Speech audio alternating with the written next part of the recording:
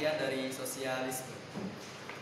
Kenalkan, nama saya Topan Sebagia. Saya menjelaskan tentang materi perkembangan sosialisme pada abad ke-16. Kenalkan, saya Ulusnya. Saya menuliskan materi dari Topan, yaitu perkembangan sosialisme pada abad ke-16. Perkenalkan, nama saya Feby Febrianti. Saya menjelaskan tentang perkembangan sosialisme pada abad ke-19. Perkenalkan, nama saya Helwa. Di sini saya menjelaskan tentang materi pengaruh sosialisme. Selamat menyaksikan. Assalamualaikum warahmatullahi wabarakatuh. Perkenalkan, nama saya Kalimul Fahmi. Saya akan menjelaskan materi tentang sosialisme. Lebih tepatnya tentang pengertian dari sosialisme.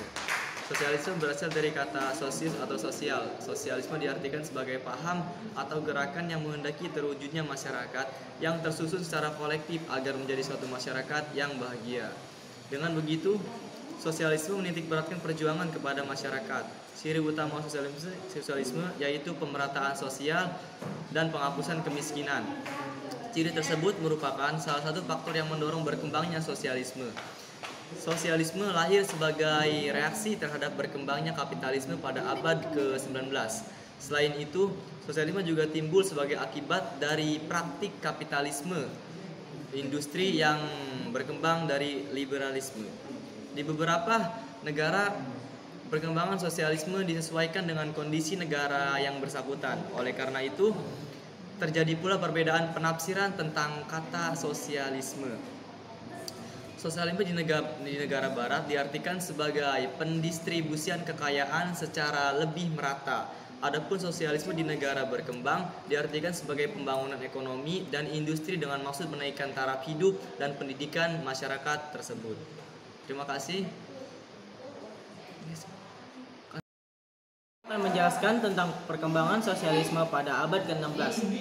Sosialisme yang berkembang sejak abad 16 disebut dengan sosialisme utopis. Keinginan sosialisme utopis adalah menciptakan masyarakat yang bahagia dan sejahtera. Istilah utopis muncul pertama kali di buku karya Thomas More, seorang utopis pertama yang berasal dari negara Inggris.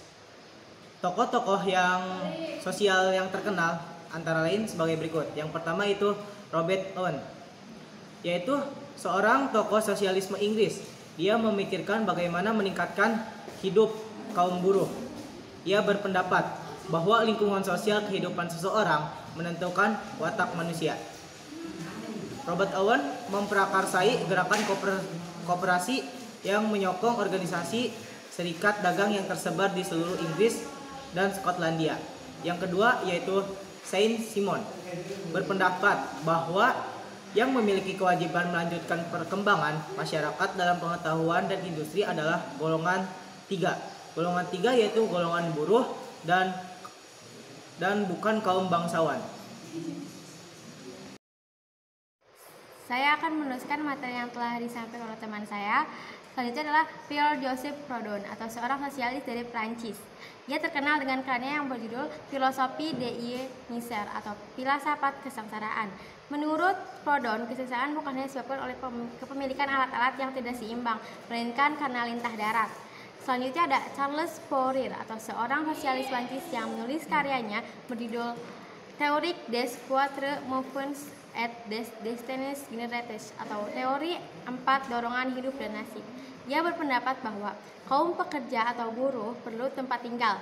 Kaum buruh perlu bekerja dengan sistem koperasi. Pekerjaan mereka perlu diatur dengan metode yang sama sehingga kehidupan pekerjaan mereka lebih teratur atau lebih seragam. Pendidikan diadakan secara seragam dan disediakan tempat-tempat penitipan bayi dan juga penghasilan dibagi menurut persentase modal yang disetor serta bagian yang disediakan bagi buruh. Selanjutnya itu ada Louis Blanc atau seorang sosialis dari Prancis. Ia berpendapat bahwa nasib kaum buruh harus diperbaiki dengan jalan membentuk koperasi bersama dan membagi untung dari hasil pabrik di antara kaum pekerja.